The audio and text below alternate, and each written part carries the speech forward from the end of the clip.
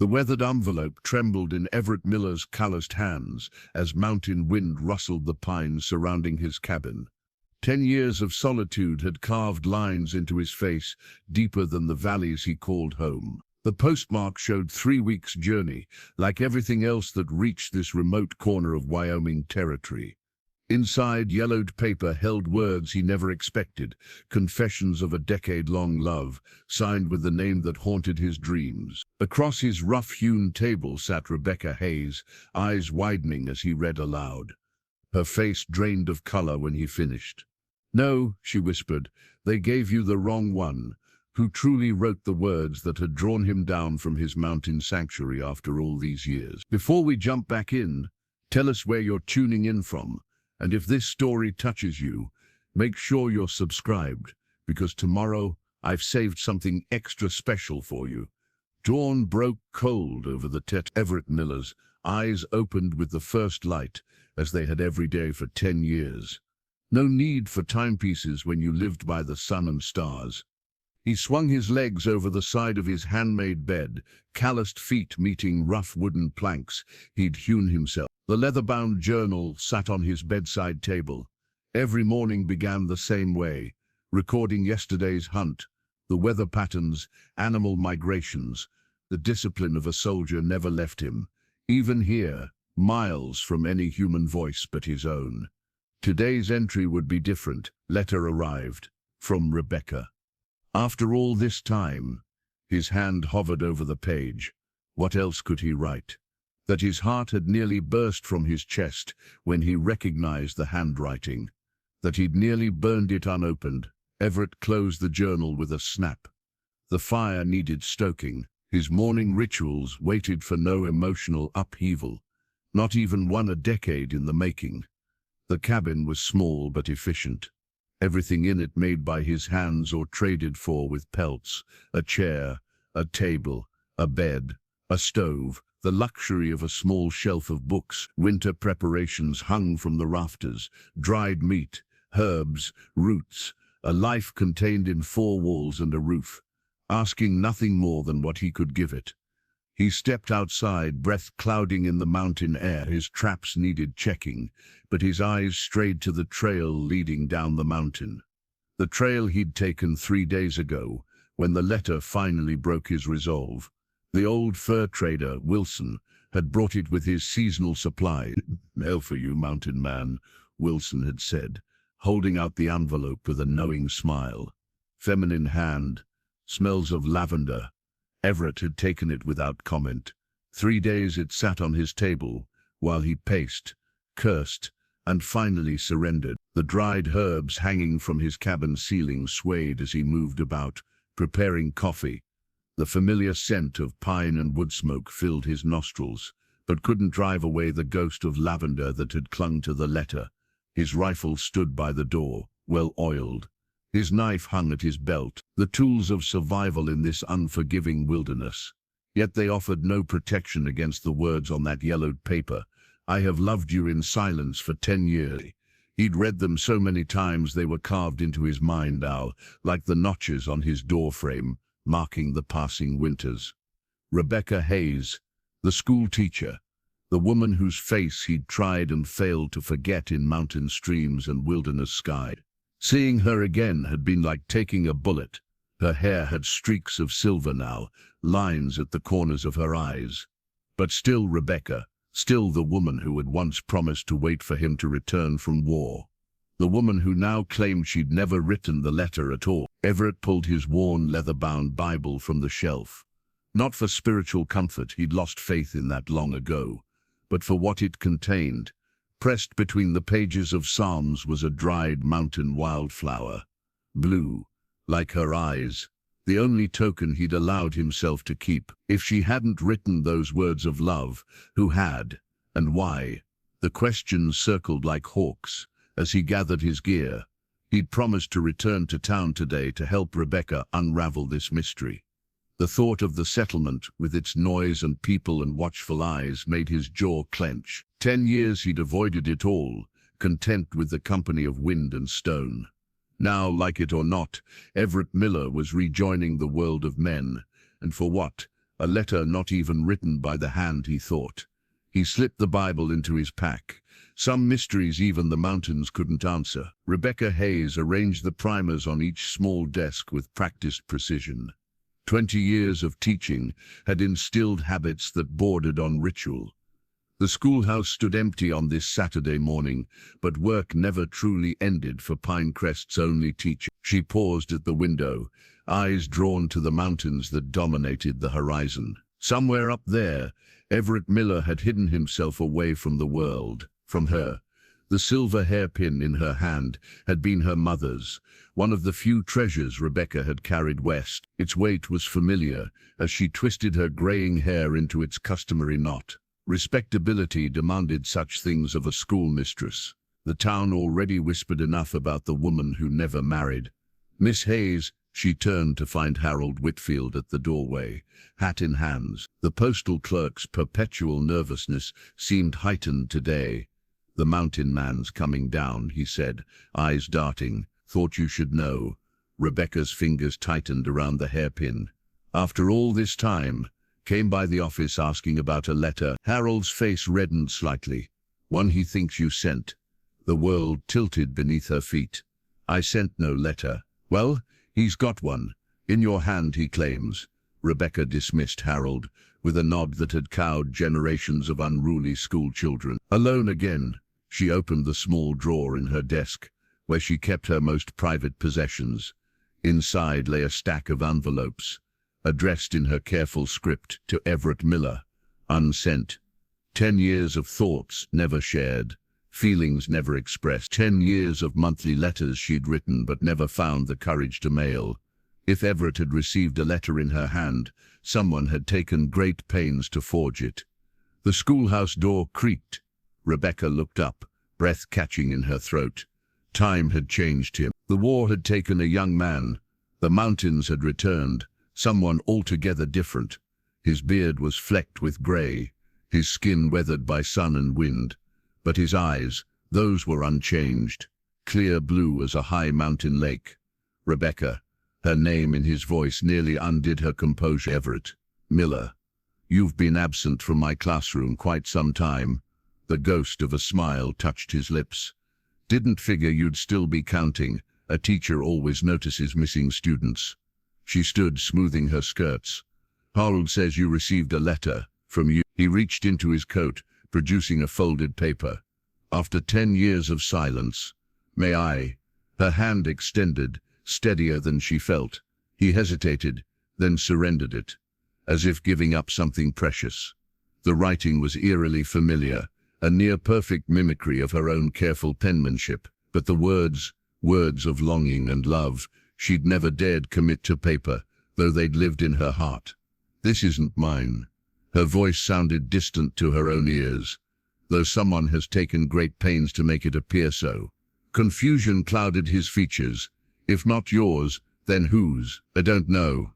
She returned the letter, their fingers brushing briefly. "But I intend to find out. Will you help me?" Something shifted in his expression, wariness, giving way to determination. "I came down that mountain for answers. I aim to get them. Then we should start at the beginning." Rebecca hesitated. "Your cabin, where you first read this. Sometimes place reveals what people conceal." The journey up the mountain trail passed mostly in silence. Rebecca in her sensible riding skirt, Everett leading the way. The forest spoke for them.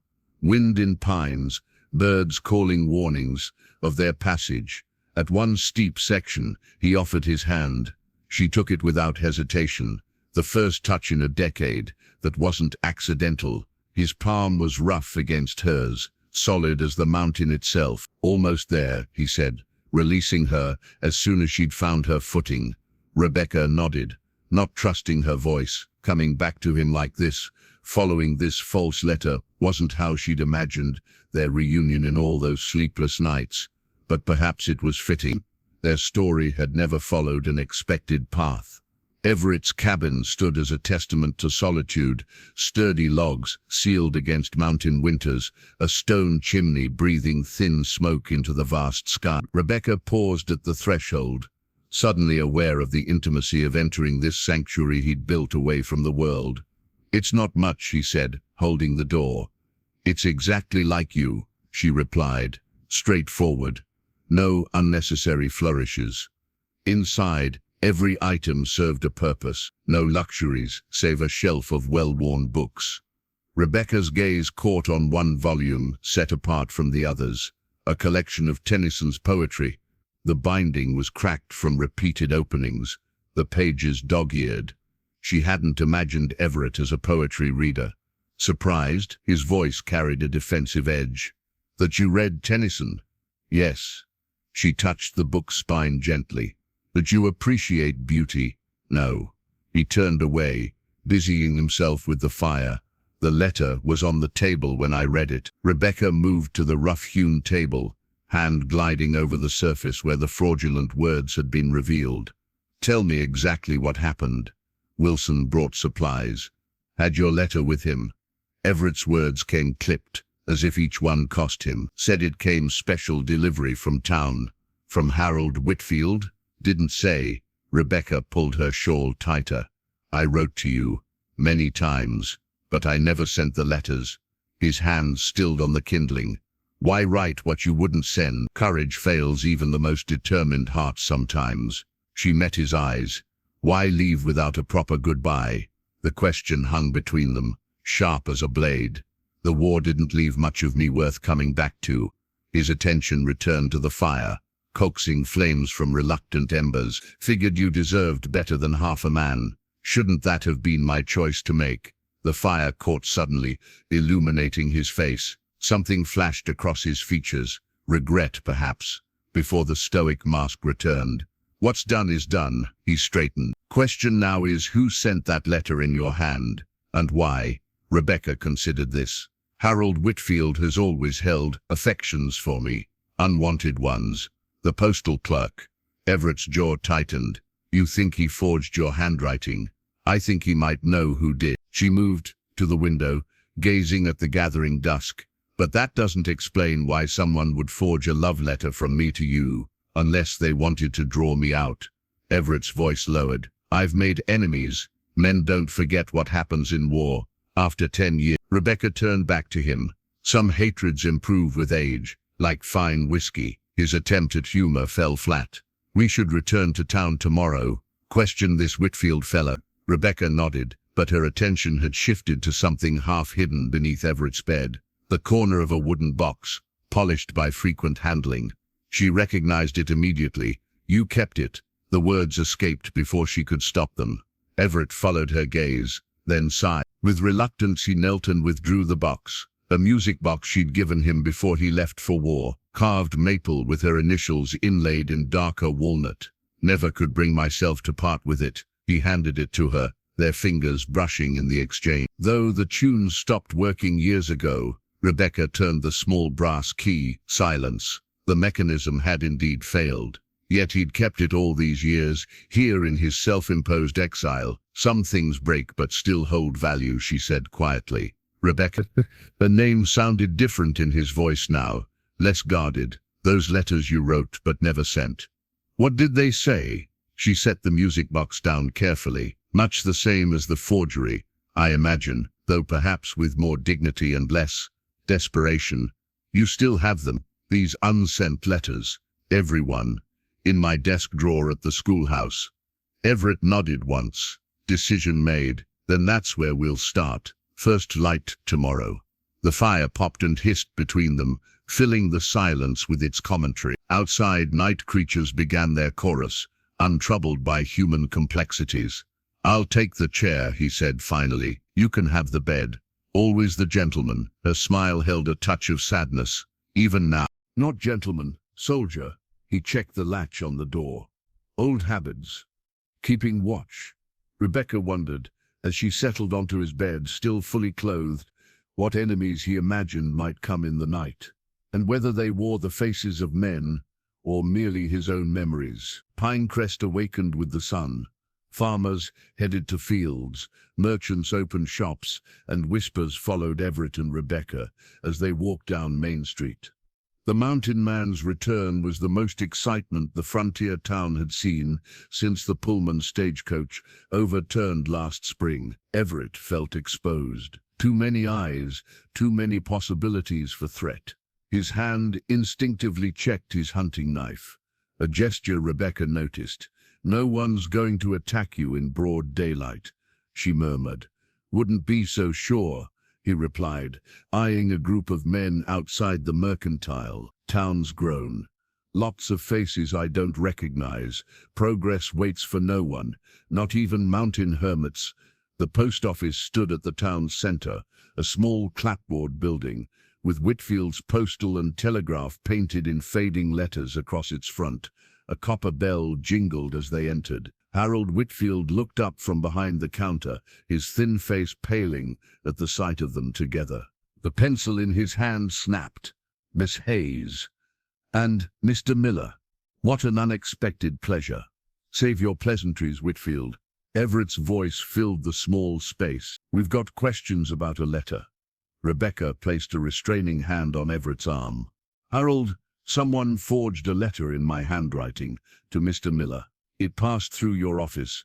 Harold's Adam's apple bobbed as he swallowed. I handle many letters, Miss Hayes. Can't be expected to remember each one." "This one came special delivery," Everett said. 3 weeks back, to Wilson's trading post for delivery to me." "Ah, yes. Now I recall." Harold adjusted his spectacles nervously. "Unusual, that one. Not often we get mail for the mountain." "Who brought it in?" Rebecca pressed. "A woman." Harold's eyes darted between them. "New in town. Said it was urgent." "Name?" Everett demanded. "Eleanor something. Hayes, I believe. Mentioned she might be a relation of yours, Miss Hayes, though you'd never spoken of her." Rebecca frowned. "I have no relations named Eleanor. That's what struck me as odd. But her handwriting, when she addressed the envelope, it was remarkably similar to yours." Harold reached beneath the counter and produced a leather-bound postmaster's ledger. His trembling fingers turned pages until he found what he sought. "Here," she signed the special delivery registry. The signature was an elegant scrawl, "Eleanor Hayes." Below it, an address on the outskirts of town. "Rents the old Wilkinson place," Harold offered. "Keeps to herself mostly. Seamstress, I believe."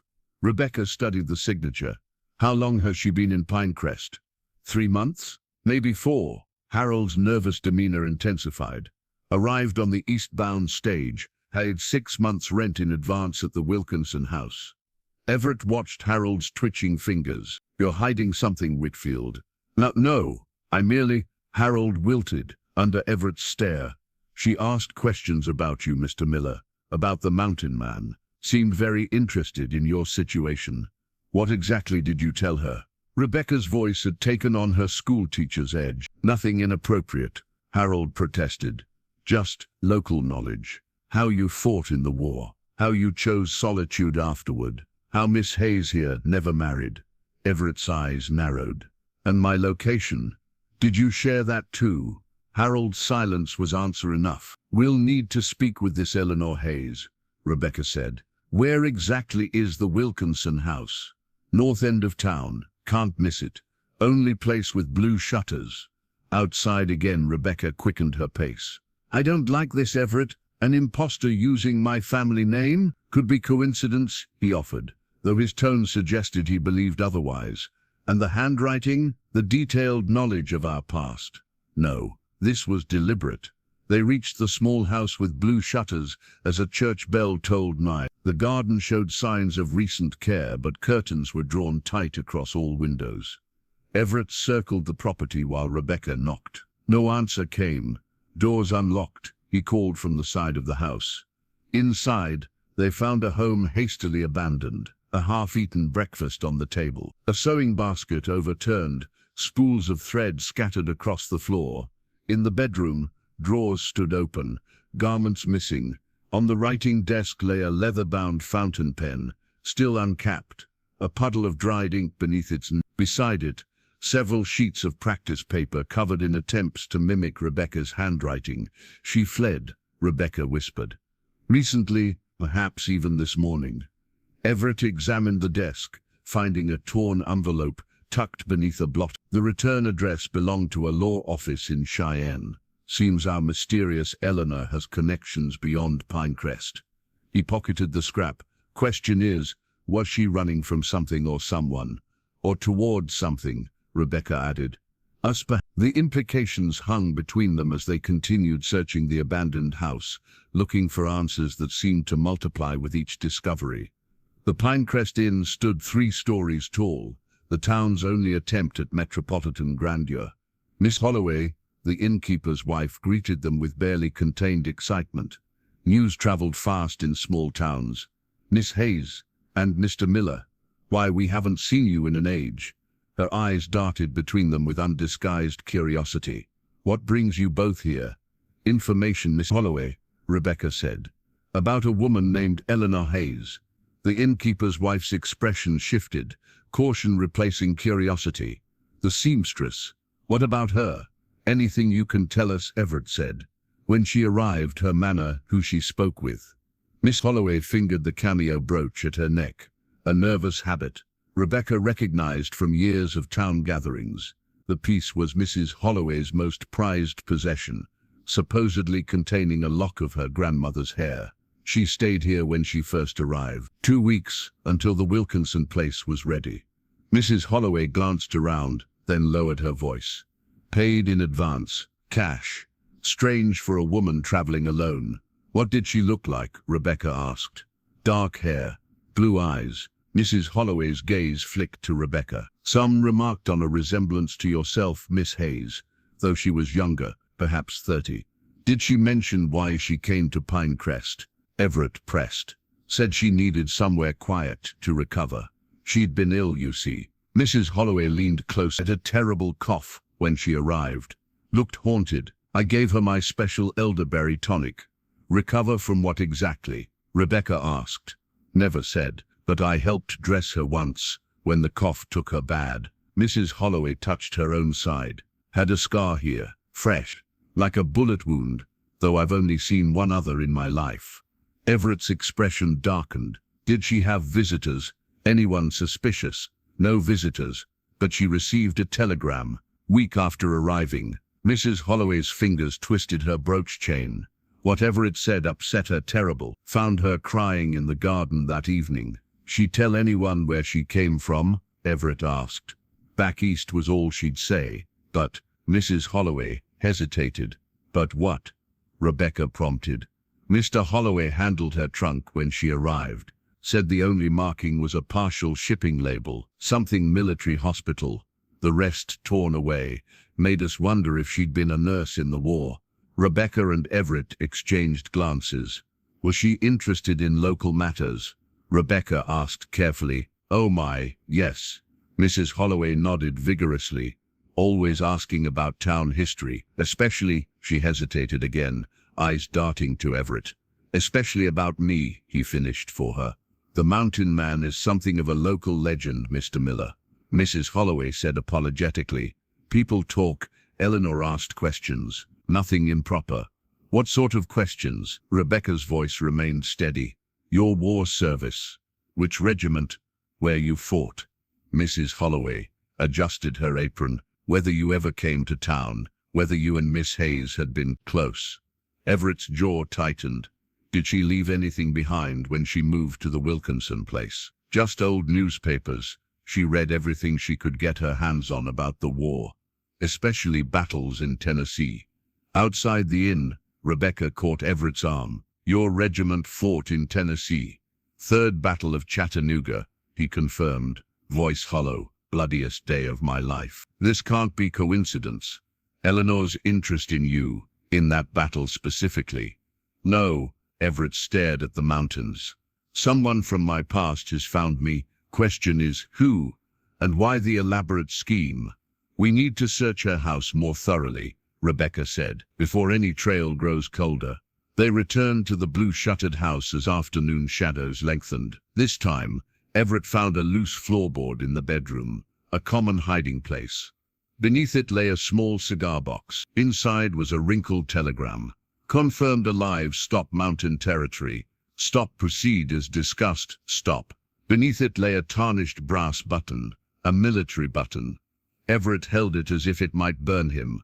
43rd Tennessee Infantry, he whispered. Confederate, you fought for the Union, Rebecca said, against the 43rd at Missionary Ridge.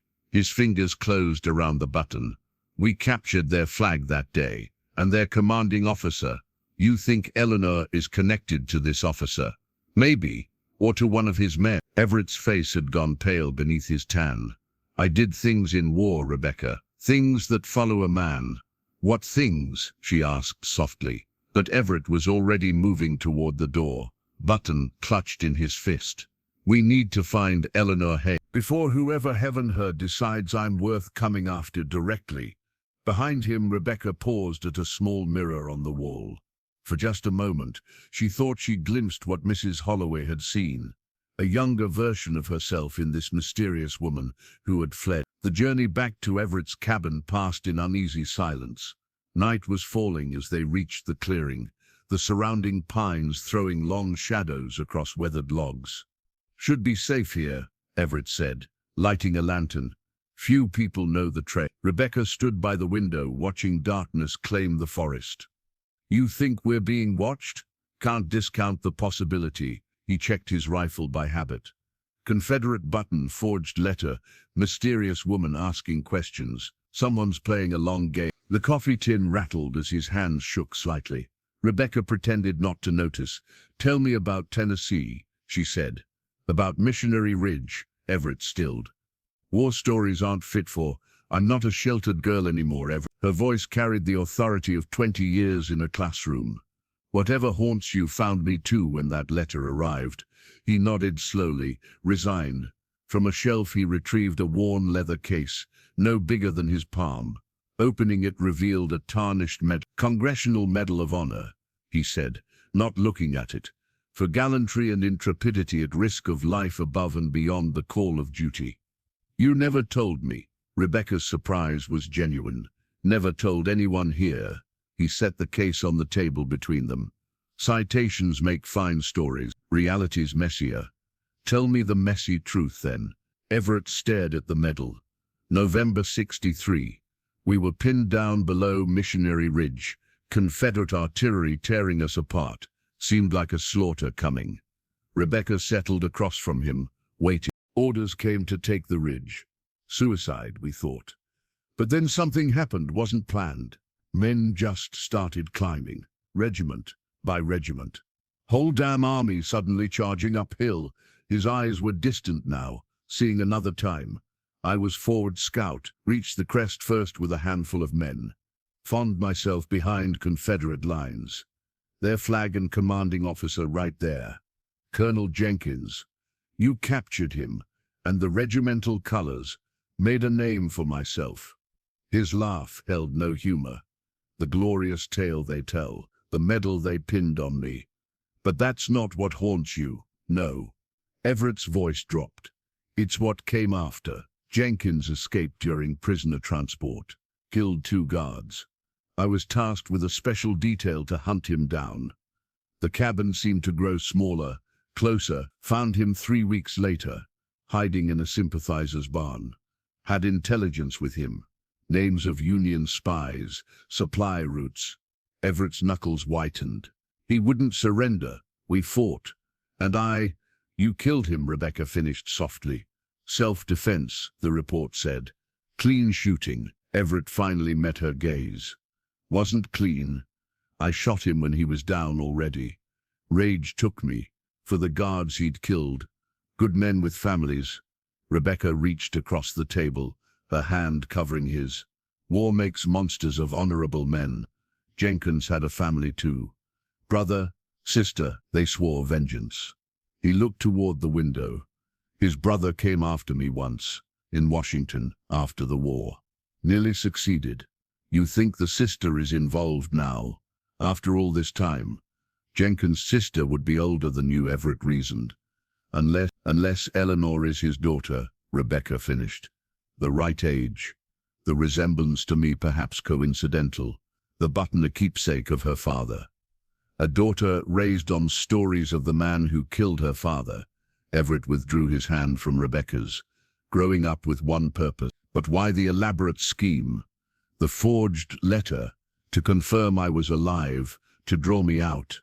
He stood, pacing the small cabin. Or perhaps something else entirely. Rebecca watched him move, the coiled tension in his frame.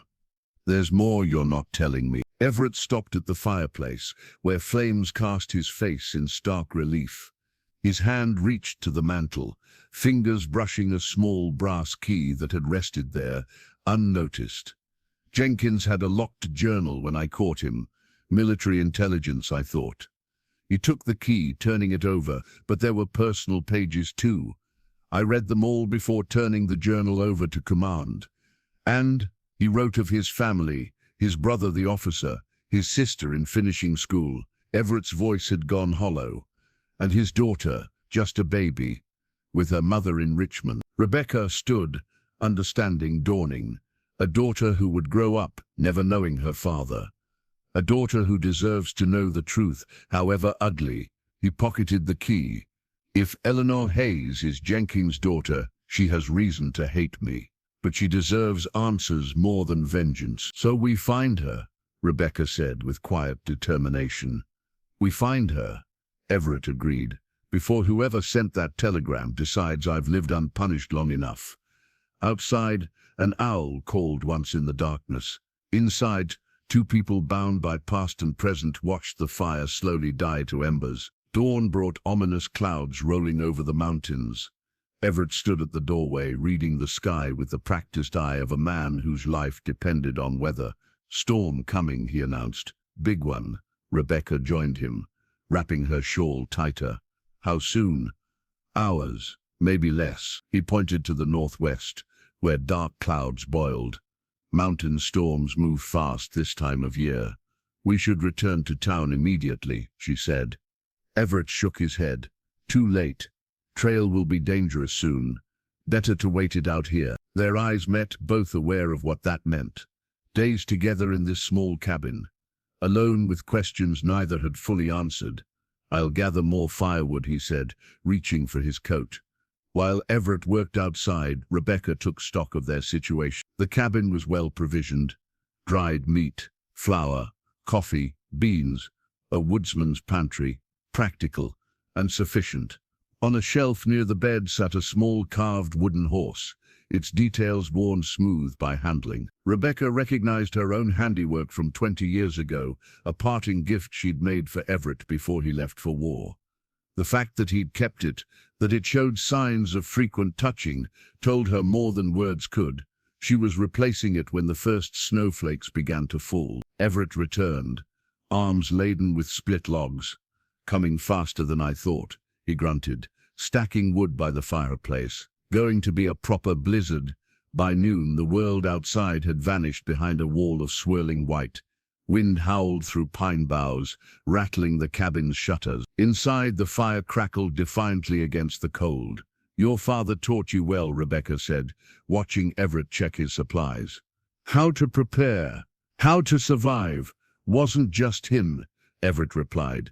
These mountains teach harder lessons than any man. They settled into a strange domesticity, Rebecca kneading dough for biscuits, Everett melting snow for water. The familiar tasks created a tenuous peace between them. Tell me about your life in town, he said finally. 20 years teaching other people's children, 20 years watching other people's lives unfold. She shaped the dough with practiced hands. Marriages, births, funerals, always the observer, never the participant. Never tempted to marry, Harold Whitfield proposed 3 times. Her smile held little humor. I declined. Why? The question hung between them. Rebecca focused on the biscuits, avoiding his gaze. Some promises aren't easily broken, she said finally, even when the other person seems to have forgotten them. Everett's hands stilled on the coffee pot. I never forgot. The storm intensified as afternoon faded to early darkness. They ate by firelight, a simple meal made solemn by the weight of unspoken words. We should sleep in shifts, Everett suggested. Keep the fire going, always the soldier, Rebecca observed. Still fighting battles, even here. Old habits. He stared into the flames. Kept me alive this long, and lonely. His eyes met hers across the fire. As did your promises. The silence that followed was broken only by the storm's rage and the settling of logs in the hearth. Finally, Rebecca rose, moving to a small table where Everett's saddlebag rested. "May I?" she asked, gesturing to the leather bag. He nodded, curious. She withdrew a worn leather-bound almanac, its pages dog-eared and filled with notations in Everett's precise hand. Years of weather patterns, animal migrations, plant harvests. The meticulous record of a solitary life. "You documented everything," she said, turning pages. "Except yourself. Nothing about me worth noting." Rebecca continued through the almanac until she found what she was seeking. A page where the margins contained more than observations of nature. Small sketches of a woman's profile. Her profile, rendered with surprising tenderness. "Nothing worth noting," she repeated softly, turning the almanac toward him. Everett's expression changed, vulnerability breaking through his stoic mask. "Private thoughts. 10 years of silence, Everett. 10 years wondering if you were alive or dead." Her voice remained steady despite the emotion behind it. "Then I learn you've been here all along, close enough to reach, drawing my face in your almanac's margins." He took the book from her hands, closing it carefully. "I left to protect you from what I'd become." "And who decided I needed protection rather than partnership?" The wind screamed around the cabin corners, punctuating her question. Snow hissed against the window glass. "When this storm passes," Everett said finally, "and when we've dealt with Eleanor Hayes and whatever threat follows her, we should talk about those promises." Rebecca nodded, her hand brushing his, as she returned to her place by the fire. "Yes, we should." Outside, the blizzard claimed the mountain. Inside, two people who had orbited each other for 20 years began slowly to adjust their course. 3 days the storm raged, sealing them in winter's embrace. When it finally broke, the world emerged, transformed, pristine white covering every surface, branches bowing under snow's weight. The morning sun turned the landscape into a sea of diamonds. "Trail should be passable by afternoon," Everett said, shoveling a path from the cabin door. Rebecca nodded, adjusting her borrowed coat, too large, smelling of pine and wood smoke. Of him. "We've lost time. Eleanor won't have traveled far in this weather, wherever she went." The descent to town was treacherous, but manageable. Everett moved, with the sure-footed confidence of a mountain dweller, occasionally offering his hand at difficult passages. Each touch lingered a moment longer than strictly necessary. Pinecrest lay half-buried in snowdrift. Smoke curled from chimneys as residents dug themselves out. Their arrival drew curious stares. Schoolmistress spent the blizzard with the mountain man. Everett muttered, "That'll set tongues wagging." "Let them wag," Rebecca replied, chin high. "We have more important matters." The post office door was unlocked, despite the closed sign. Inside, Harold Whitfield sat alone, a half-empty whiskey bottle on the counter beside him. A pair of wire-rimmed spectacles, broken beyond repair, lay discarded nearby. "Figured you'd come," he said, words slightly slurred. When the storm cleared, Everett moved with military precision, securing the door behind them. "Time for truth, Whitfield." Harold laughed, a hollow sound. "Truth, what a notion." He gestured vaguely. "Been sorting mail 22 years. Know everyone's secrets. Who writes to whom, who sends money where." Rebecca approached the counter. "You intercepted my letters to Everett." "Everyone." Harold's bloodshot eyes held defiance rather than remorse. "Month after month, year after year. Your devotion was impressive." Everett's hands clenched. "Where are they?" "Burned the early ones." Harold took another swig from the bottle. "Kept the rest. Thought they might be useful someday." "Where?" Rebecca demanded. Harold reached beneath the counter and produced a wooden cigar box, sliding it toward them. Inside lay a stack of envelopes, all addressed to Everett in Rebecca's precise handwriting, organized by date, all unopened. "You had no right," she whispered. "Had every right," Harold countered. Man abandons a woman doesn't deserve her words. I was protecting you. From what? Everett stepped closer, menacing. From him. Harold jabbed a finger at Everett. The hero who couldn't face coming home. Who hid in the mountains while you waited. His bitter gaze turned to Rebecca. I would have married you, given you children. A proper life. It wasn't your decision to make, she said coldly. Harold deflated, shoulders slumping. Doesn't matter now, she's coming for him anyway. Everett grabbed Harold's collar. Who, Eleanor Hayes? Not her real name. Harold fumbled in his vest pocket, producing a tarnished metal star, a sheriff's badge from a jurisdiction none of them recognized. Found this in her things. She left it behind when she cleared out. Along with this, he slid a folded paper across the counter, a wanted poster, yellowed with age but still legible. The illustration showed a younger Everett in Union uniform, wanted for questioning, L.T. Everett. Miller in connection with death of Collar. James Jenkins, CSA by order of Tennessee state authorities. She's a bounty hunter, Harold said. Or something worse, had papers. Official looking, asked about you for weeks before sending that letter. Rebecca examined the poster. This is from right after the war. Any legitimate inquiry would have been resolved years ago, unless it's personal, Everett said grimly.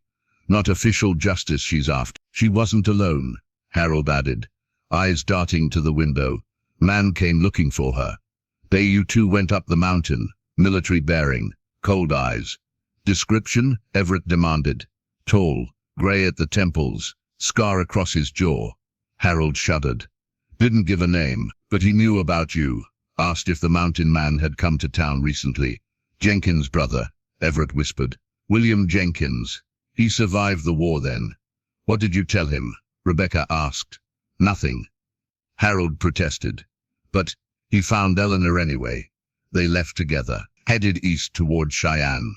Everett released Harold's collar, mind racing. Both of them coming for me. After all this time. You need to run, Harold said. Man like that had killing in his eyes. I'm unrunning. Everett gathered the letters, handling them with reverence. Been hiding too long as it is. What will you do? Rebecca asked. Find them first. End this. Everett's eyes held a determination she remembered from their youth. But I'll need help. I'm coming with you, she said immediately. Harold laughed bitterly. The schoolmistress and the hermit against professional killers. Fitting end to the story. Rebecca fixed him with a withering stare. Not the end, Harold. Perhaps only the beginning. They left him slumped at his counter, surrounded by other people's correspondence and the ruins of his broken spectacles. Outside, the afternoon sun had begun to melt the snow, revealing muddy patches of earth beneath the first signs of a thaw long overdue. Rebecca's small house behind the schoolhouse was a model of order. Books arranged by subject, quilts folded precisely, not a speck of dust on the pine furniture. Everett waited awkwardly in the doorway as she gathered essentials. Won't be comfortable, he warned, tracking in spring mud, cold nights. I've lived on the frontier 20 years, Everett. She packed efficiently, practical clothing, a small medical kit. I'm not a delicate flower. His eyes caught on a framed daguerreotype on her mantel. Two young people, hardly more than children. Rebecca in her Sunday best, himself in New Union blues. His hand rested protectively on her shoulder. Both smiled with the certainty of youth. You kept it, he said, surprised. Some things are worth preserving. She didn't look up from her packing, even painful memories. Was it all painful? After I left, her hands stilled. The waiting was. Not knowing if you were dead or alive, then hearing you'd returned to the territory but chosen solitude over. She let the sentence hang unfinished. Everett touched the frame gently. I wrote 100 letters in my head. Never sent one, while I wrote 100 that never reached you. She closed her traveling bag with finality. We've lost enough time to silence, don't you think? At the general store, they purchased supplies, ammunition, preserved food, an oilskin coat for Rebecca. The shopkeeper's wife eyed them curiously, as Everett paid with gold dust from a small leather pouch. "Heard there's trouble brewing," she ventured. "Strangers asking questions." "What kind of questions?" Rebecca asked casually. "About the mountain man here. War record. Whether he ever came to town." She leaned forward conspiratorially. Man had a military look about him, cold eyes. "When?" Everett demanded. "Yesterday. Bought supplies for two. Said he was heading to Cheyenne with his niece." She frowned. "Didn't look much like kin to me, though." Girl seemed afraid. Outside, Everett's face was grim. "Eleanor may not be a willing participant anymore. If Jenkins has her, she could be in danger," Rebecca agreed. "Especially if she's developed doubts."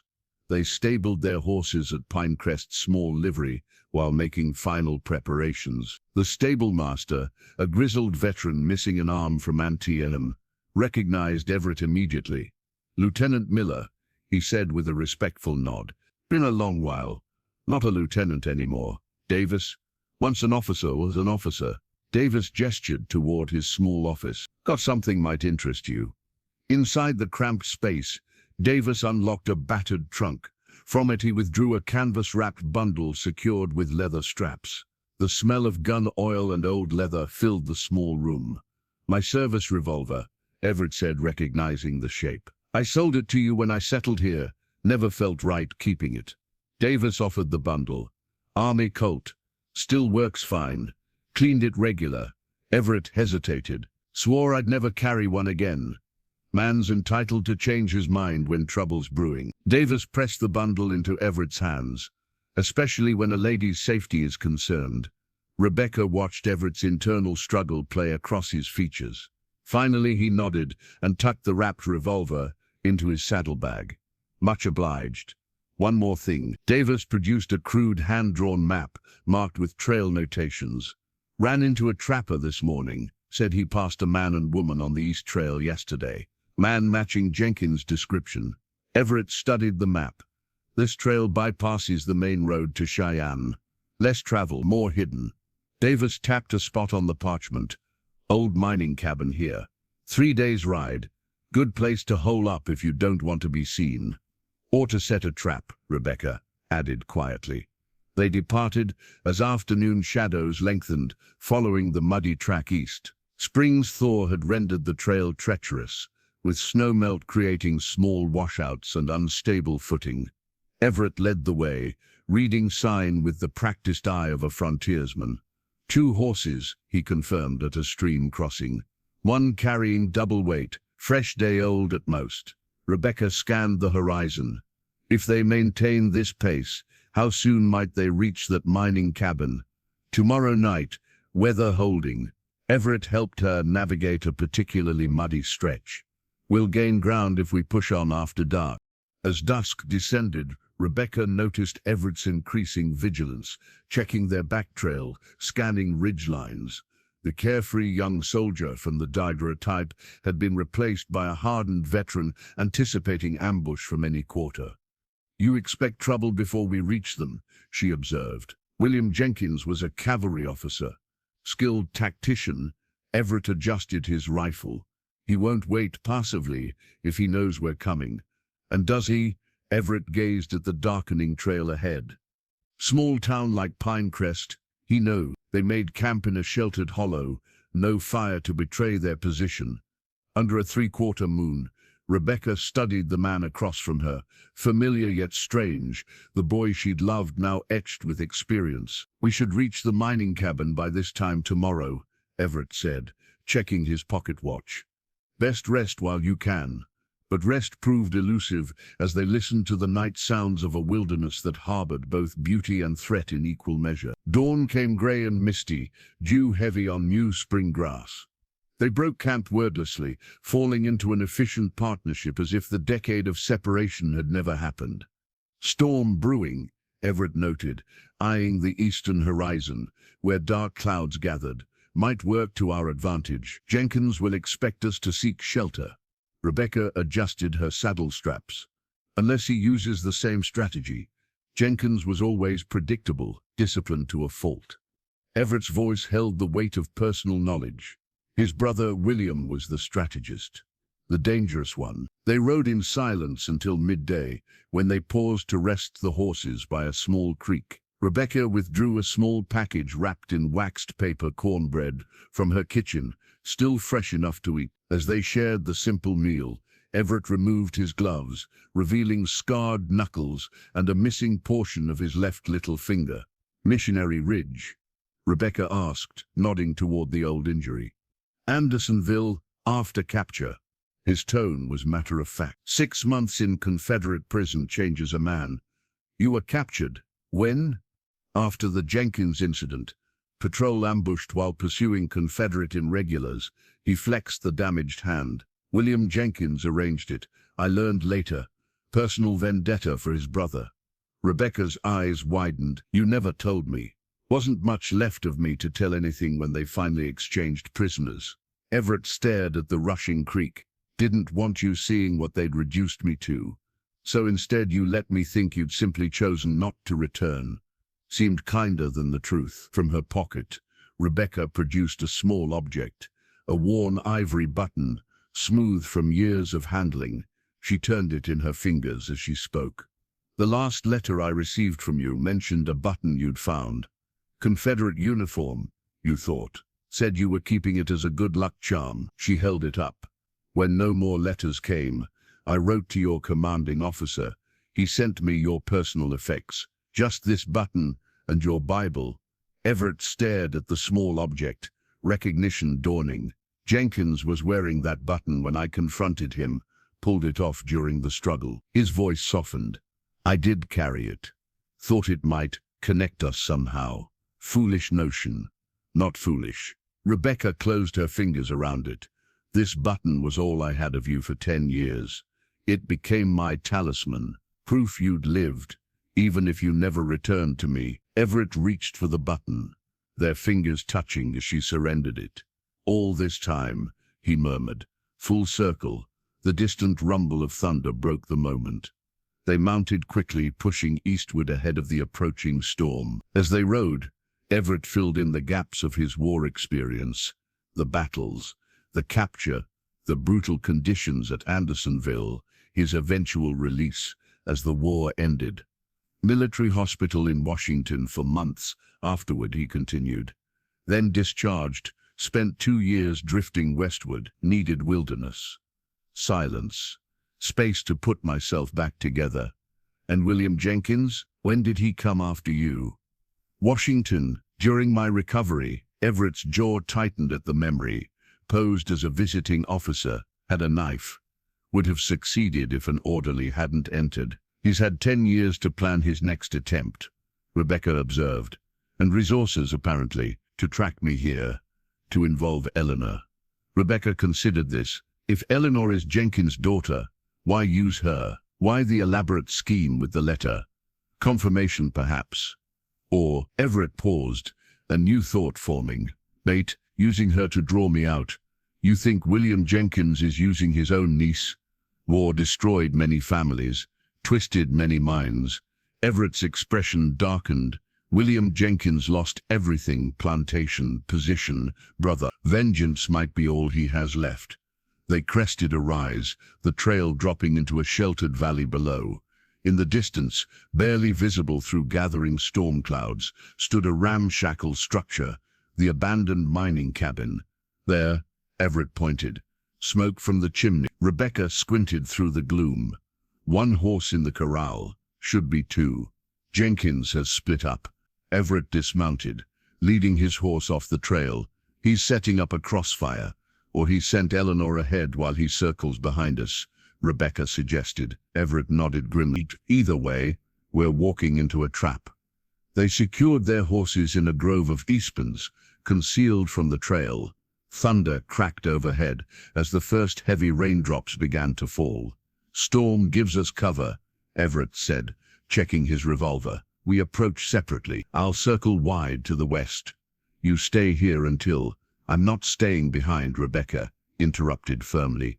"Rebecca, 10 years I've lived with choices made for me by others." Her eyes held steady. "Not this time." Their gazes locked in silent battle. until Everett finally nodded. Together then, but carefully. As lightning split the sky, they moved toward the cabin, toward answers long overdue and dangers long brewing. The mining cabin stood empty, no Jenkins, no Eleanor, only cold ashes in the fireplace, and 2 tin coffee cups on a rough table, one lipstick stamped, one clean, evidence of their quarry, but no answers. Few hours ahead of us, Everett concluded, reading sign like scripture. Headed northeast, toward Deadwood, Rebecca said. Gold rush town, easy to disappear in. Everett pocketed the abandoned telegram they'd found beneath a cup. It read simply, proceed to Rendersville. Others joining. Others, Rebecca repeated. Jenkins isn't working alone. They pushed hard for 2 days, stopping only when darkness made travel dangerous. The trail led steadily northeast, toward the Black Hills and the booming lawless settlement that had sprung up in the gold rush's wake. Deadwood materialized from the wilderness like a fever dream, muddy streets crowded with fortune seekers, saloons blazing with light and noise, the persistent rhythm of stamp mills crushing ore day and night. Stay close, Everett warned as they rode down the main thoroughfare. Town like this has few rules and less mercy. They stabled their horses and secured a room at the Grand Central Hotel, the least disreputable establishment they could find. The clerk barely glanced at them, too busy watching a high-stakes poker game in the adjoining saloon. Name Swearingen, he muttered, pushing a register toward them. Sign here. $1 a night. Extra for bathwater. No shooting inside. Take it to the street. Everett signed the book, scanning previous entries. 3 pages back. He found it. E. Hayes. The handwriting matched the forged letter. Second floor, he told Rebecca quietly. Room 204 was unlocked, the bed unmade but vacant. The half-packed carpet bag sat on a chair, contents disturbed as if someone had left in haste. Looks like she fled, Rebecca said, examining the room. But recently, Everett found little of value, some clothing, basic toiletries, a half-empty bottle of laudanum. Then Rebecca lifted the mattress, revealing a flat leather document case. Everett, they spread the contents across the bed, official-looking papers, newspaper clippings about Union war criminals, a detailed map of the Wyoming Territory, with Everett's cabin location circled in red, and beneath it all, a small leather-bound book with a broken lock. A diary, Rebecca breathed. The first entry was dated 3 years earlier. Uncle William has finally revealed the truth about Father's death. Not in battle as Mother claimed, but murdered after surrender by a Union lieutenant named Miller, a war crime unpunished. The lieutenant now lives as a hermit in Wyoming Territory. Uncle says my resemblance to Father's description of local teacher could prove useful. I've agreed to help bring Father's killer to justice. Everett's face drained of color as he turned pages. More entries followed. Eleanor's journey west, her settling in Pinecrest, her growing doubts. Townspeople hiss well of Miller. The Mountain Man. Stories contradict Uncle William's claims of a cold-blooded killer. The schoolmistress, Rebecca Hayes, is respected, not the collaborator Uncle described. Beginning to wonder if I've been told the whole truth. The most recent entry, dated just after Everett and Rebecca visited her house. They've discovered the letter. Uncle William arrived unexpectedly, says we must proceed immediately. Something in his eyes frightens me. This isn't about justice anymore, but vengeance. The resemblance between myself and Miss Hayes can't be coincidence. Uncle knew her from before the war. There's something he's not telling me about his connection to her. When I questioned him, he became enraged. I fear I've been a pawn in a game I don't understand. Rebecca looked up. She's Jenkins' daughter, but not a willing conspirator anymore. And now potentially in danger from her uncle, Everett added grimly.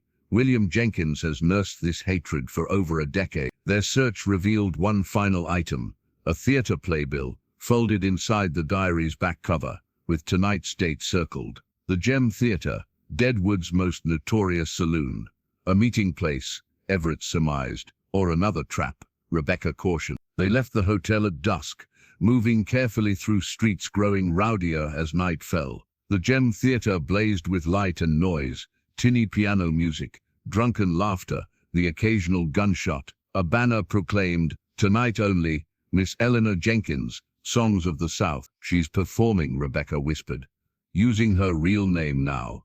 They paid the entrance fee and slipped inside, finding space along a crowded wall. The saloon was packed, miners, gamblers, soiled doves working the crowd. On a small stage, a young woman in a blue dress sang a melancholy Confederate ballad, her voice clear despite the audience's inattention. Everett froze. Dear God! In the stage lights, the resemblance was undeniable. Not to Rebecca, as they'd thought, but to a much younger Everett himself. The same eyes, the same jawline. She's not Jenkins' daughter, Rebecca realized, clutching Everett's arm. She's yours. They fled the Gem Theater, disappearing into Deadwood's crowded streets before Eleanor finished her performance. Neither spoke until they reached the outskirts of town, where an abandoned prospector's shack provided temporary shelter. Everett built a small fire in the rusted stove, movements mechanical, mind elsewhere. Rebecca waited, watching his face in the wavering light, a mask of shock and something deeper, guilt perhaps, or grief. Between them on a rough-hewn table lay a locket, gold, tarnished with age, retrieved from Eleanor's hotel room in their haste to leave. Inside, a miniature portrait of a beautiful dark-haired woman on one side. On the other, a lock of hair not blonde like Eleanor's, but brown, tied with a faded blue ribbon. Her mother, Rebecca finally asked, breaking the silence. Everett nodded, eyes fixed on the locket. Sarah Beaumont, Charleston Society. We met when I was stationed there. Before the war.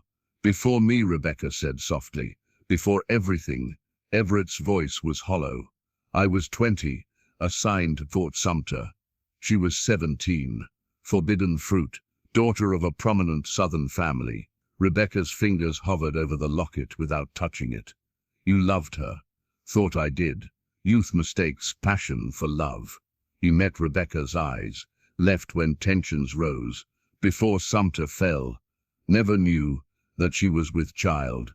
Everett's shoulders slumped. Must have married quickly. To James Jenkins. Apparently, man old enough to be her father. Powerful family, political connections. He raised your daughter as his own. While I was shooting at him across battlefields. Everett laughed bitterly. God's own twisted joke. Rebecca processed this revelation, piecing together implications. William Jenkins must have learned the truth. Sarah probably confided in her brother-in-law. Everett paced the small space. When Jenkins died, William had double reason to hate me. I'd killed his brother and dishonored their family name. Does Eleanor know that you're her father? How could she? She believes she's avenging her father's killer. The irony twisted his features. Instead, she's been hunting her true father all along. Rebecca watched sparks rise up the stovepipe. We have to tell her. And then what? Everett challenged. Welcome to the family, daughter. Sorry I killed the man who raised you. Sorry your whole life has been built on lies. The truth is better than more deception. Rebecca's voice was firm. She deserves to know, Everett, before William Jenkins uses her for whatever vengeance he's planning. Everett turned to the small window, staring at Deadwood's distant lights.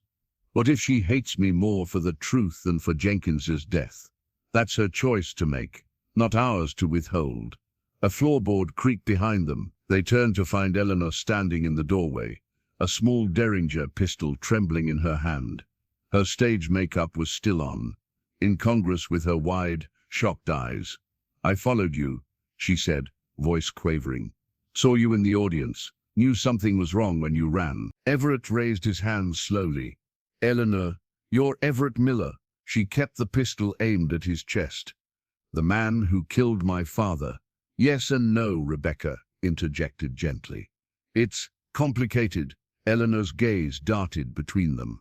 I heard enough about Sarah Beaumont, about Charleston. The pistol wavered. Is it true? Are you my... I didn't know, Everett said quietly. Not until tonight, seeing you on that stage, like looking at my own mother when she was young. Eleanor's composure cracked. Lies, more lies. Uncle William said you'd try to confuse me. Your uncle has his own agenda, Rebecca said. He's using you, Eleanor. For what? Justice? Vengeance, Everett corrected. On me. On the Union. on everything he's lost. Including you, Rebecca added softly. His brother's daughter, except you never were you? Eleanor's pistol lowered slightly. My mother, she never spoke of you, but she kept this. From her pocket she withdrew a folded piece of paper, yellowed with age. A letter, water-stained and creased from repeated readings. She gave me this before she died. 3 years ago, Eleanor's voice caught. Said when I was ready to understand, I should read it. I never did, was too afraid. Rebecca extended her hand. May I? Eleanor hesitated, then surrendered the letter. Rebecca unfolded it carefully, reading aloud, My dearest daughter, forgive a mother's final deception. The man you've called father was a good man who loved you as his own. But before him, there was another. A northern officer, with kind eyes and principles too strong for the world we lived in. War separated us before I could tell him about you. By the time you read this, I will be gone, and you deserve the truth. Your blood is both north and south. Find peace where I could not. With eternal love, Mother. Eleanor's pistol clattered to the floor. I came to kill a monster. Uncle William said you executed my father in cold blood. Jenkins died by my hand, Everett admitted. During war, not murder, combat. And now, Eleanor whispered. Now we have to leave, Rebecca said urgently. William Jenkins won't stop because of this revelation. If anything, it makes his vendetta more personal. Eleanor stepped fully into the cabin, closing the door behind her. He's gathered men, former Confederate guerrillas. They're meeting tomorrow. Her eyes, so like Everett's, held the same direct gaze. He plans to kill you both and burn Pinecrest as an example. Everett moved to the stove, his decision made. Then we stop him. Tonight. Outside, thunder rolled across the Black Hills, nature's drumbeat for the confrontation to come. They left Deadwood under cover of darkness, 3 riders on 2 horses. Eleanor shared Rebecca's mount, her performer's trunk abandoned, her stage costume exchanged for borrowed men's clothing. Safer that way, less conspicuous. Jenkins has men watching the roads, Eleanor explained as Everett led them through a narrow gulch. 7, maybe 8 former soldiers, dangerous men with nothing left to lose. How much does Jenkins know about my cabin? The approaches, Everett kept his voice low, cautious of echoes in the night. Everything. He studied maps, questioned traders. Eleanor's voice carried regret. I told him what I learned in Pinecrest. Not your fault, Rebecca assured her. You believed his lies. Dawn found them in dense forest, 10 miles southwest of Deadwood. Everett called a halt by a small stream, allowing the horses to drink while he scouted their back trail. Eleanor watched him move through the underbrush, silent as a shadow. He's good, like Uncle William said. The wilderness became his sanctuary, Rebecca explained, refilling their canteens, and his teacher. Eleanor studied Rebecca with new curiosity. You waited for him all these years. Not exactly waiting, living, teaching. Rippy smiled faintly. But yes, part of me never stopped watching the trail from the mountains. And now, after all this, before Rebecca could answer, Everett returned, his expression grim. Riders, 4 of them, following our trail. They mounted quickly, pushing deeper into the forest, where the pines grew so thick they blocked the morning sun. Everett led them on a winding path, doubling back across streams, using every trick of the wilderness to confuse their pursuers. By midday, they reached a rocky outcropping, overlooking a steep valley. Everett dismounted, removing his rifle from its scabbard. We can't outrun them forever, he said, checking the weapon. Time to turn the tables. From his saddlebag, he withdrew a weathered leather case. Inside lay 4 traps, not the large, steel jaw type used for bears, but smaller, more specialized devices. The kind used in war to slow enemy pursuit. Confederate cavalry traps, Eleanor recognized, surprised. Where did you get those? Captured a supply wagon in '64, Everett said matter-of-factly. Kept a few, Never know when history might repeat itself. He positioned them carefully at strategic points along their back trail, concealing each beneath leaves and dirt. Not lethal, but effective, designed to disable a horse without killing it. This buys us time, not victory, he warned. We still need a defensible position. Eleanor pointed northeast, toward a distant ridgeline. There's an old hunting cabin up there. Uncle William mentioned it as a fallback point. Perfect, Rebecca noted.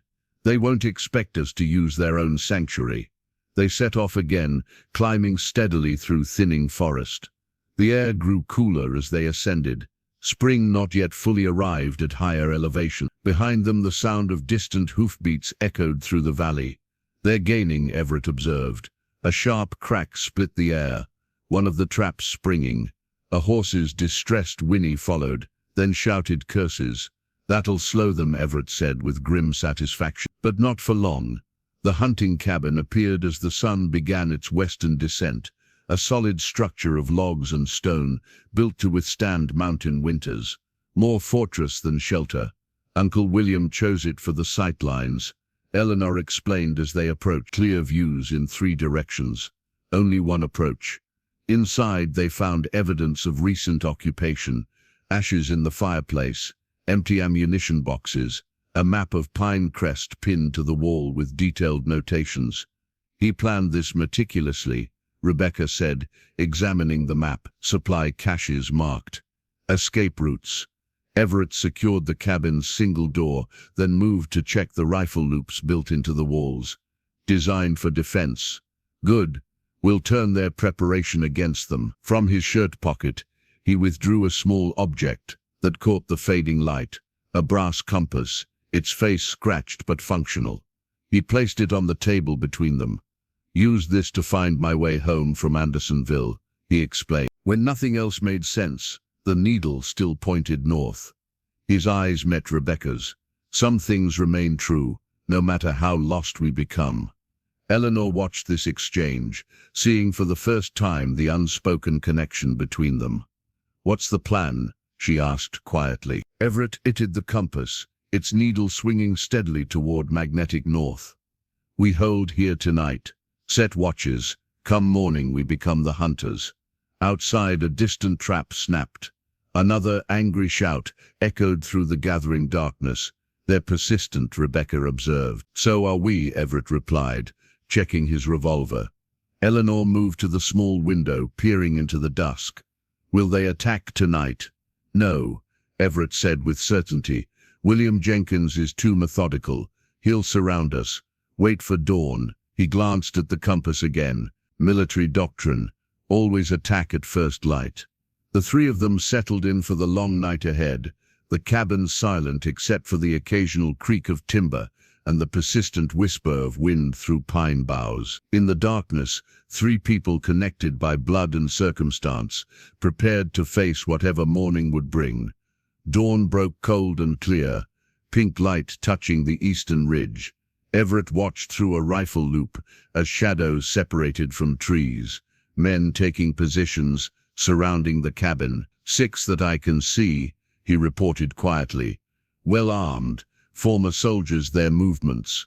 Rebecca handed him coffee in a tin cup. Their fingers brushed, lingered, and William Jenkins, not yet visible. He'll direct, not lead. Everett sipped the bitter brew. Waiting game now. Eleanor sat cross-legged on the floor, methodically loading spare ammunition into a cartridge belt. The previous night's revelations had left her quiet, contemplative. Now she looked up, resolution in her eyes. I should go out, she said suddenly.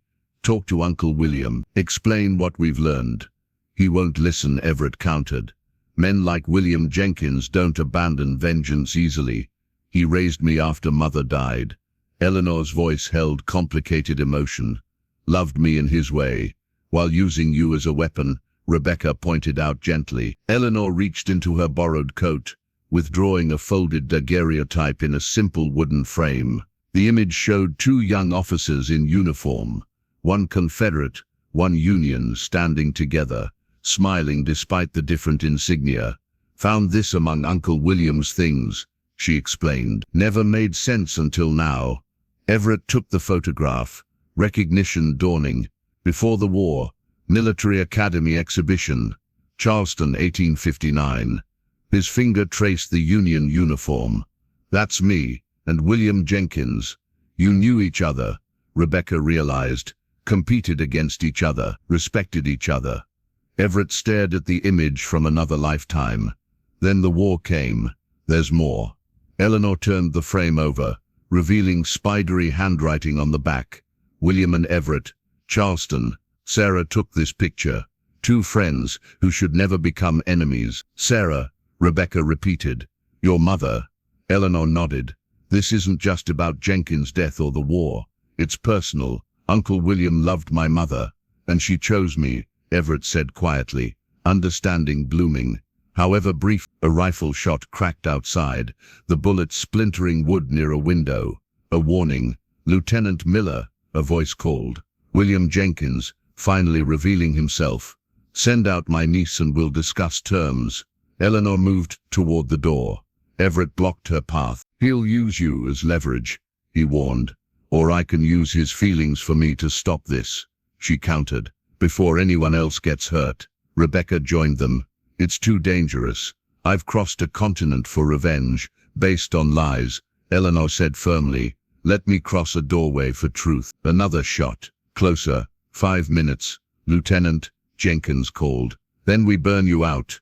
Everett studied Eleanor's face, his own determination mirrored in features so like his.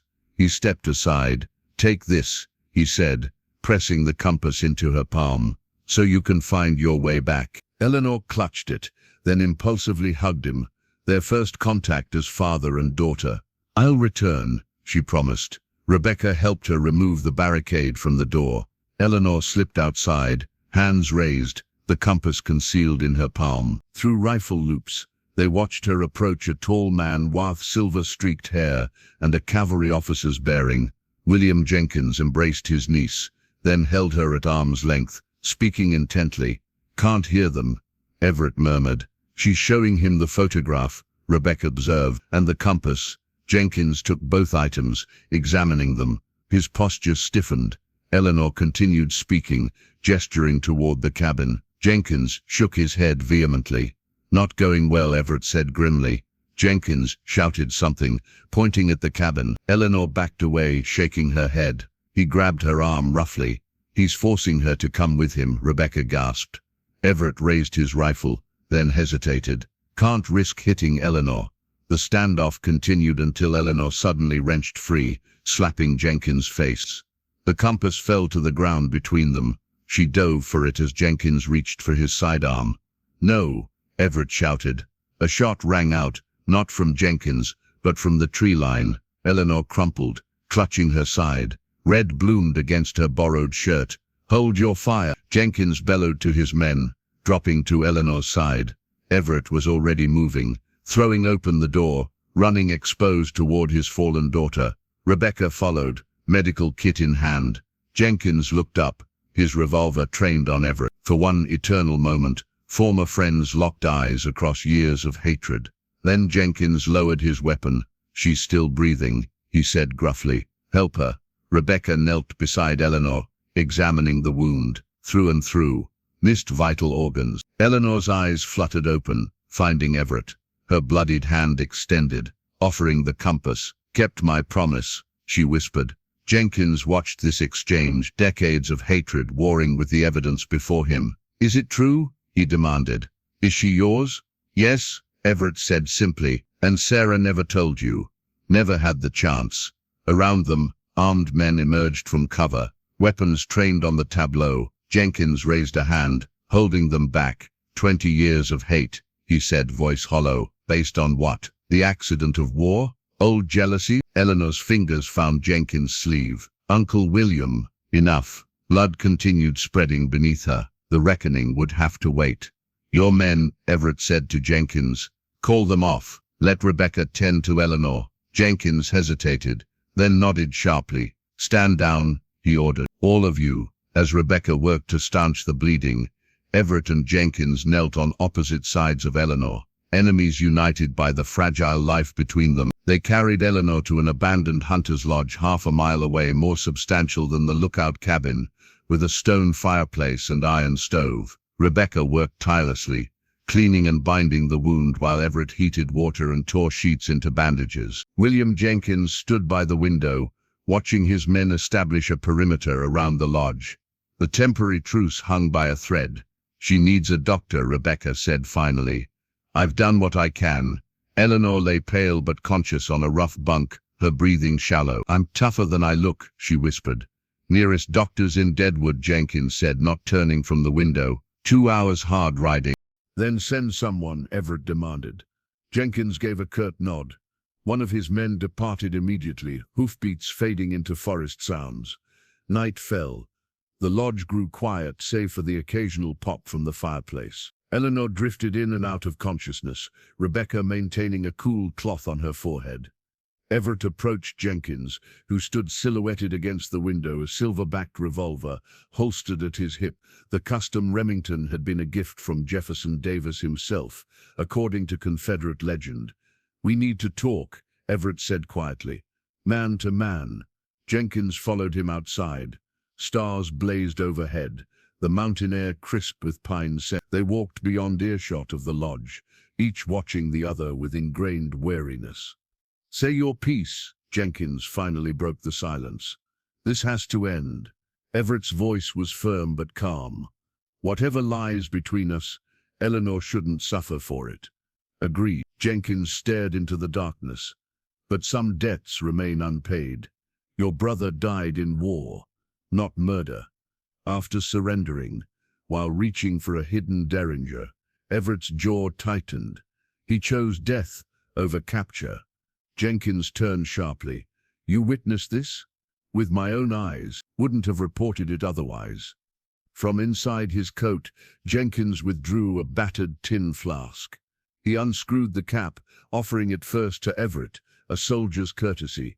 Everett accepted, took a swallow of bourbon that burned all the way down, then returned it. 20 years believing one version of events, Jenkins mused after drinking.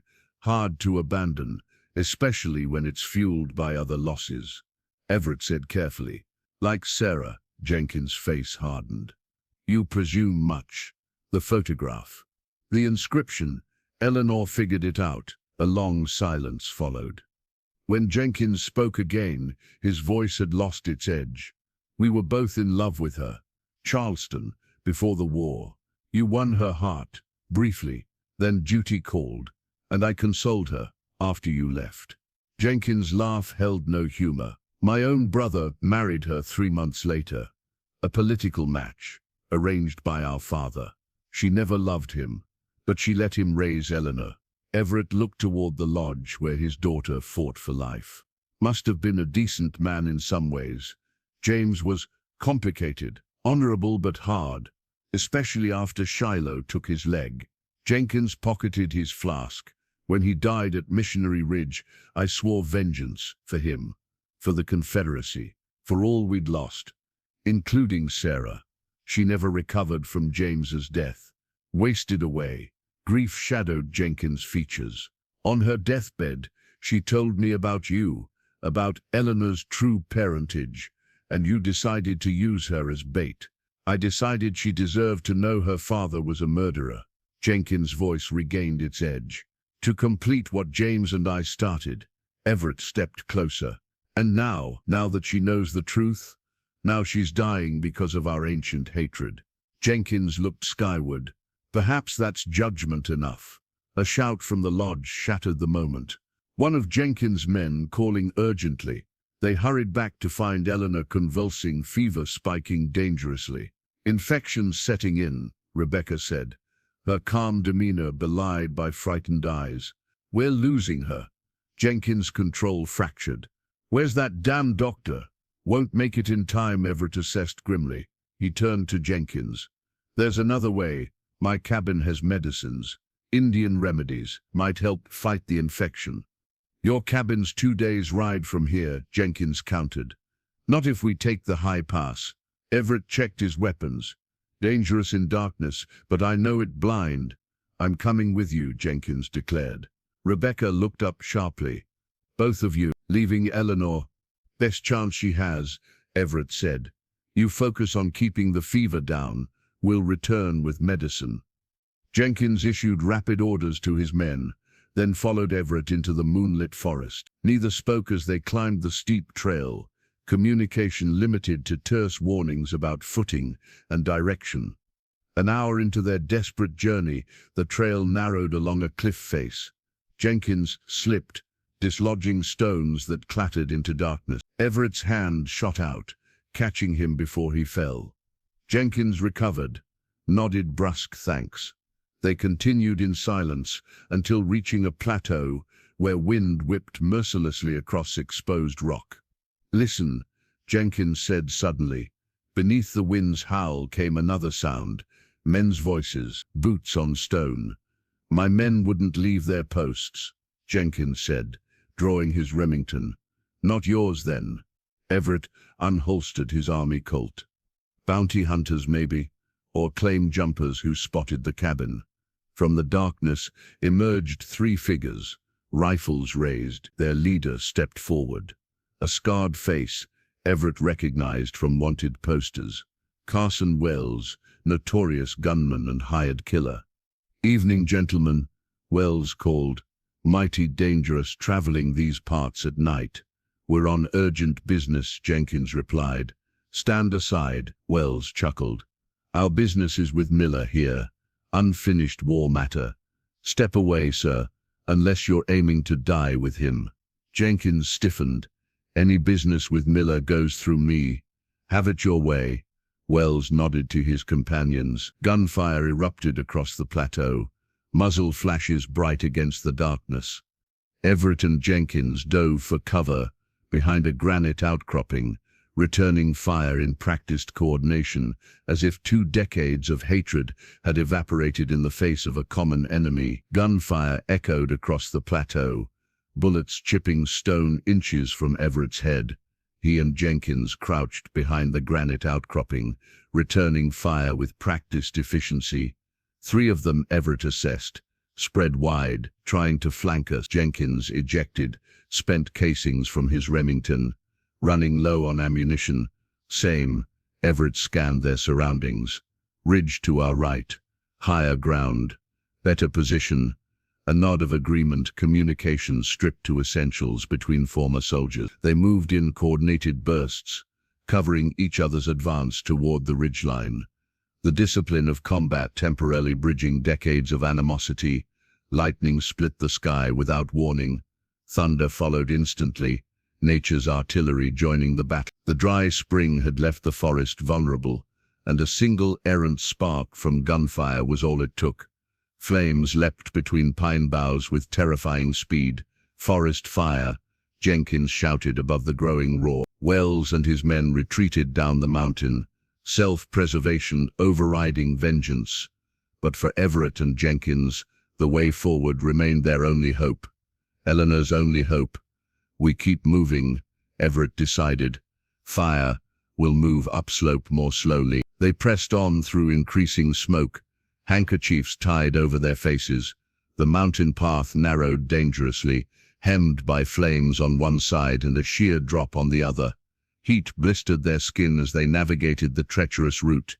Jenkins stumbled, exhaustion evident. From his pocket fell a small object that glinted in the firelight, a battered pocket watch with an ornate J engraved on its silver case.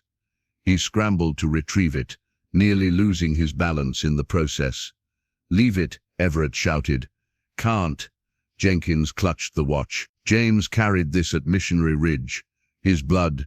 His words dissolved into coughing. Everett grabbed Jenkins' arm, dragging him forward as a burning tree crashed across the path behind them. The watch remained clutched in Jenkins' hand, talisman of his brother's memory. They reached a small clearing where the air was momentarily clearer. Both men collapsed, lungs heaving, skin scorched and blackened. Won't make it, Jenkins gasped, opening the watch. Inside was a miniature portrait not of his brother, but of Sarah. Failed her. Again. Not yet. Everett pointed toward a rocky outcropping. My cabin's just beyond that ridge. Half-mile at most. You go. Jenkins pressed the watch into Everett's hand. Get the medicine. I'll slow you down. Everett pocketed the watch but hauled Jenkins to his feet. Not leaving you. Eleanor needs both of us. Why? Jenkins demanded through another coughing fit. After everything I've done? Because we both loved Sarah. Everett supported Jenkins' weight. And we both love her daughter. The flames advanced relentlessly, consuming the forest with indiscriminate hunger. They pushed forward, two old enemies united against a common, elemental foe. At the ridgetop, Everett's cabin appeared in the distance, a small oasis of stone and timber, not yet reached by the conflagration. There, Everett pointed, a cracking sound overhead. Both men looked up as a massive burning pine began its inexorable fall directly toward them. No time to run, no place to hide. Jenkins moved with sudden decisiveness, shoving Everett clear with surprising strength. The flaming tree crashed down where they had stood seconds before. Everett rolled to his feet on the opposite side of the burning barrier. Jenkins lay trapped beneath a massive branch, conscious but pinned. Go, Jenkins commanded. Get the medicine. I can move this, Everett insisted, approaching the burning timber. No time. Jenkins' voice was surprisingly calm. Eleanor's dying. Sarah's daughter is dying. Go. Their eyes met across the flames. Enemies, rivals, reluctant allies. Something unspoken passed between them. The watch, Jenkins said more quietly. Give it to Eleanor. Tell her, I finally understood. Everett hesitated only a moment longer before turning toward his cabin. Behind him, William Jenkins closed his eyes, acceptance softening features long hardened by hate. The cabin yielded its treasures quickly. A leather pouch of herbs, tinctures, poultices prepared from mountain plants under the guidance of a Shoshone-Nolison woman years earlier. Everett gathered everything that might help fight infection, working with desperate efficiency. Outside, the fire had encircled the cabin, leaving only one escape route down toward the river that cut through the valley below.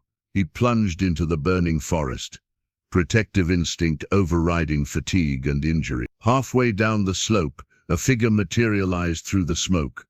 Rebecca, face smudged with ash, eyes wide with fear and determination. Eleanor, Everett shouted. Holding on, Rebecca called back. Jenkins' men said you came this way. The fire. I have the medicines. Everett showed her the pouch. Jenkins didn't make it. Understanding crossed Rebecca's face. She pointed toward the rushing sound below. River's our only chance now. Hand in hand they descended through smoke and flame. The bag of medicines clutched protectively against Everett's chest. The river appeared below, swollen with spring melt, powerful enough to sweep away everything in its path. Jump! Everett shouted as burning debris rained down around them. They leapt together into the churning waters, a baptism of ice, to counter the inferno above. The current carried them downstream, away from the advancing fire, toward the hunter's lodge, where Eleanor fought her own desperate battle. In Everett's pocket, William Jenkins' watch continued its steady rhythm, measuring out the moments of a world irrevocably changed by fire and water. Summer painted the mountains in vibrant greens and wildflower colors. 3 months had passed since the fire that had transformed the landscape and their lives. Everett stood on the rebuilt porch of his cabin, surveying the renewal spreading across once blackened slope. Nature's resilience never ceased to humble him. The sound of hoofbeats drew his attention. A rider approached on the newly widened trail. Eleanor sitting straight in the saddle, despite the faint stiffness that lingered from her wound. She'd recovered her strength gradually, aided by Rebecca's care and the mountain remedies that had arrived just in time. "Good morning, Father," she called, the term still new on her tongue but growing more natural with each utterance. Everett smiled, watching her dismount with practiced grace. "Didn't expect you until tomorrow. Finished my business in Deadwood early." She joined him on the porch, her gaze following his across the rejuvenating landscape. "The theater owner accepted my resignation without argument. And your performances. One last show tonight. Then Miss Eleanor Jenkins retires from the stage. She produced a handbill from her saddlebag. A proper farewell. They settled into chairs hewn from fire-salvaged pine. Between them on a small table sat a cedar box, recently crafted, its lid inlaid with a compass rose design. Eleanor traced the inlay with her fingertip. "Have you read them all?" she asked. Everett nodded. Rebecca's letters. 10 years of thoughts never delivered. Until now. And I'm a fool for hiding up here so long. His weathered face softened. Wasted years will never recover, but not wasted futures, Eleanor observed. From the cabin doorway came Rebecca's voice. "Philosophical discussions before breakfast? You two are certainly related." She joined them, passing coffee in mismatched cups. The domesticity of the scene belied the extraordinary journey that had brought them together. Town council's decision came through. Rebecca announced, "They've approved my request for a teaching assistant. Starting this fall." Eleanor's face brightened. "They accepted me?" "Unanimous, though Mrs. Holloway did mention you'll need more appropriate attire than your stage costumes." Their laughter rose into the morning air, a sound once foreign to this mountain retreat, now becoming familiar. After breakfast, they walked together to a small rise overlooking the valley. A simple wooden marker stood beneath a young aspen tree. Eleanor placed wildflowers before it, while Everett and Rebecca remained respectfully back. The marker bore a single name, William Jenkins. Not where he'd died, his body had never been recovered from the fire, but a memorial nonetheless. Eleanor's choice, honoring the complicated man who'd raised her. "I've been thinking," Eleanor said when she rejoined them, "about changing my name, legally, to Miller." Everett asked carefully, "To Beaumont Miller? My mother's name and yours?" Her eyes, so like his own, held determination, honoring all parts of my heritage. Rebecca squeezed her hand in understanding. Back at the cabin, Eleanor retrieved Jenkins' silver pocket watch from the cedar box where it now rested. "I still can't believe he saved your life, after hunting you for so long." "War makes enemies of good men," Everett said. "Peace reveals what was always there beneath the hatred." "He loved my mother very much," Eleanor mused, opening the watch to reveal Sarah's portrait. "As did I, in my youthful way." Everett's gaze shifted to Rebecca. "Though I didn't understand then what love truly requires." The afternoon brought more visitors. Davis from the livery, bringing news of Pinecrest's rebuilding efforts, and surprisingly, Harold Whitfield. The postal clerk appeared deeply uncomfortable, clutching a leather mail pouch. "Special delivery," he announced stiffly, "from back east." Inside the pouch was a legal document bearing the seal of Tennessee state authorities. Official closure of the inquiry into Colonel James Jenkins' death, clearing Everett Miller of all allegations. The final paragraph acknowledged the service of William Jenkins in providing testimony before his disappearance that exonerated Miller. "He must have sent it before." Eleanor couldn't finish the sentence. "Before he found his peace," Rebecca completed gently. As evening settled over the mountains, Everett sat alone on the porch, watching the first stars appear. Rebecca joined him, wordlessly offering a sheet of paper and pen. "What's this for?" he asked.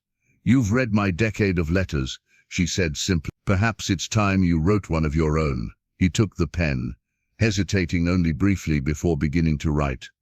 Words came easily after so long a silence, not a letter of the past, but of the present, of possibility. When finished, he didn't seal it in an envelope or entrust it to unreliable postal systems. Instead, he simply handed it to her, direct, unmediated, honest. Rebecca read it there beside him, as twilight deepened into night.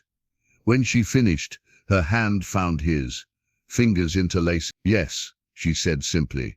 Behind them the cabin glowed with lamplight. Inside, Eleanor prepared for her final performance in Deadwood, and her new beginning in Pinecrest. Before them stretched the mountains, scarred but renewing, much like themselves. Everett Miller, once the solitary mountain man, watched a shooting star trace its brief, brilliant path across the heavens. For the first time in decades, he felt no need to wish on it. Everything he needed had already found its way